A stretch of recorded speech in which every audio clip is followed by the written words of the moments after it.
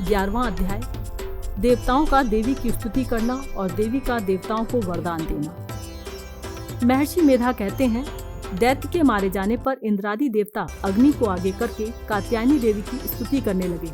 उस समय अविष्ट की प्राप्ति के कारण उनके मुख खिले हुए थे। देवताओं ने कहा, हे शरणागतों के दुख दूर करने वाली देवी, तुम प्रसन्न हो। हे संपूर्ण जगत की माता, तुम प्रसन्न हो। विश्वेश्वरी, तुम विश्व की रक्षा करो, क्योंकि तुम इस चर और अचर की ईश्वरी हो। हे देवी, तुम संपूर्ण जगत की आधार रूप हो, क्योंकि तुम पृथ्वी रूप में भी स्थित हो और अत्यंत पराक्रम वाली देवी हो। तुम विष्णु की शक्ति हो और विश्व की बीज परम माया हो, और तुमने ही इस संपूर्ण जगत को मोहित कर रखा है। तुम्हारे प्रसन्न होने पर ही यह पृथ्वी मोक्ष को प्राप्त होती है। हे देवी, संपूर्ण विधाएं तुम्हारे ही भिन्न भिन्न स्वरूप हैं। इस जगत में जितनी स्त्रियां हैं वह सब तुम्हारी ही मूर्तियां हैं। एकमात्र तुमने ही जगत को व्याप्त कर रखा है। तुम्हारी स्तुति किस प्रकार हो सकती है, क्योंकि तुम परम बुद्धि रूप हो और संपूर्ण प्राणी रूप, स्वर्ग और मुक्ति को देने वाली हो। अतः इसी रूप में तुम्हारी स्तुति की गई है। तुम्हारी स्तुति के लिए इससे बढ़कर और क्या युक्तियां हो सकती हैं। संपूर्ण जनों के हृदय में बुद्धि रूप होकर निवास करने वाली, स्वर्ग तथा मोक्ष को प्रदान करने वाली, हे नारायणी, तुमको नमस्कार है। कला, काष्ठा आदि रूप से अवस्थाओं को परिवर्तन की ओर ले जाने वाली तथा प्राणियों का अंत करने वाली नारायणी, तुमको नमस्कार है। हे नारायणी, संपूर्ण मंगलों के मंगल रूप वाली, हे शिवे, हे संपूर्ण प्रयोजनों को सिद्ध करने वाली, हे शरणागत वत्सला, 3 नेत्रों वाली गौरी, तुमको नमस्कार है।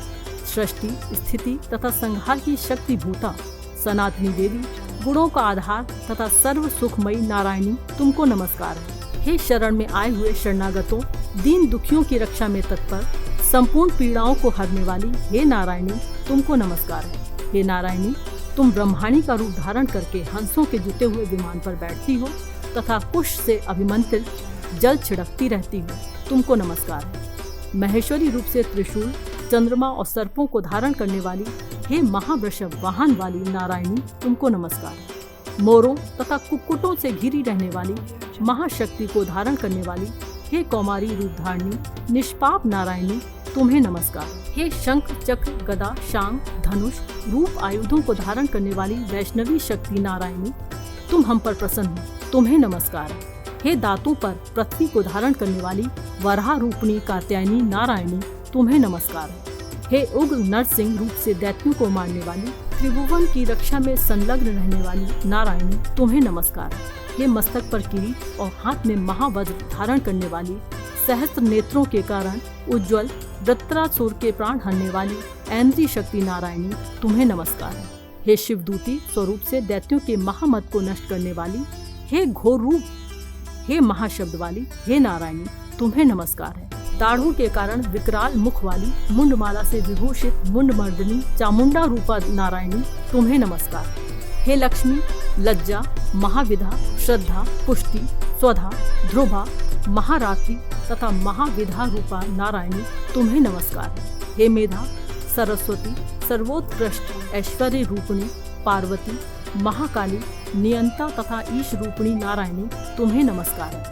हे सर्व स्वरूप सर्वेश्वरी, सर्वशक्ति युक्त देवी, हमारी भयों से रक्षा कीजिए, तुम्हें नमस्कार। हे कात्यायनी, तीनों नेत्रों से भूषित आपका ये स्वामी रूप सब प्रकार के डरों से हमारी रक्षा करे, तुम्हें नमस्कार है।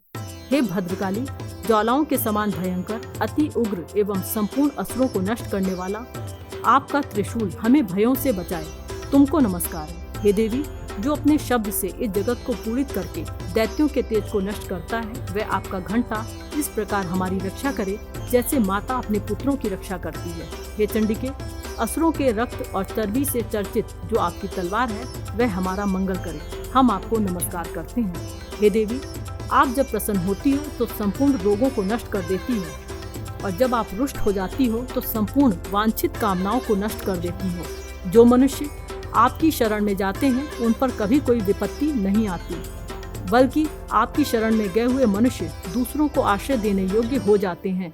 अनेक रूपों से बहुत प्रकार की मूर्तियों को धारण करके इन धर्मद्रोही असुरों का आपने संहार किया है, वह तुम्हारे सिवा और कौन कर सकता था। चतुर्दश विधाएं, 6 शास्त्र और 4 वेद तुम्हारे ही प्रकाश से प्रकाशित हैं, उनमें तुम्हारा ही वर्णन है। और जहाँ राक्षस, विषैले सर्प, शत्रु गण हैं, वहाँ और समुद्र के बीच में भी तुम साथ रहकर इस विश्व की रक्षा करती हो। हे विश्वेश्वरी, तुम विश्व का पालन करने वाली विश्व रूपा हो, इसलिए संपूर्ण विश्व को धारण करती हो। इसीलिए ब्रह्मा, विष्णु और महेश की भी वंदनीय हो, जो भक्ति पूर्वक तुमको नमस्कार करते हैं। वह विश्व को आश्रय देने वाले बन जाते हैं। हे देवी, तुम प्रसन्न हो और असुरों को मारकर जिस प्रकार हमारी रक्षा की है, ऐसे ही हमारे शत्रुओं से सदा रक्षा करती रहो।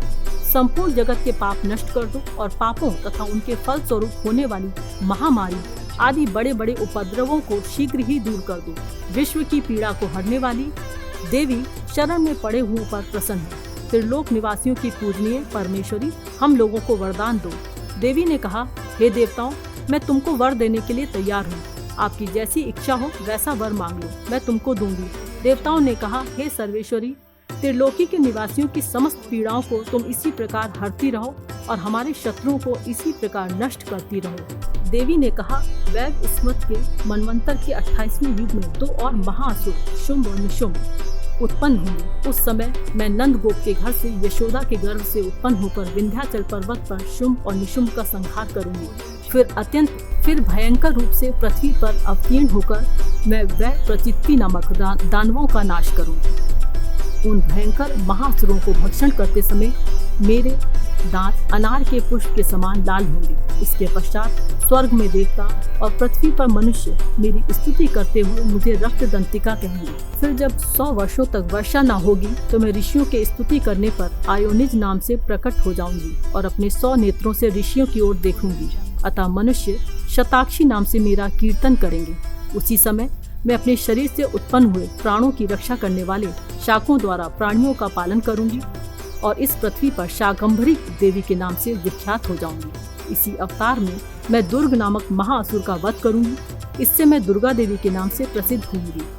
इसके पश्चात जब मैं भयंकर रूप धारण करके हिमालय निवासी ऋषियों महर्षियों की रक्षा करूंगी, तब भीमा देवी के नाम से मेरी ख्याति होगी। फिर जब अरुण नामक असुर 3 लोकों को पीड़ित करेगा, तब मैं असंख्य भ्रमरों का रूप धारण करके उस महादैत्य का वध करूंगी। तब स्वर्ग में देवता और मृत्यु लोक में मनुष्य मेरी स्तुति करते हुए मुझे भ्रामरी के नाम से पुकारेंगे।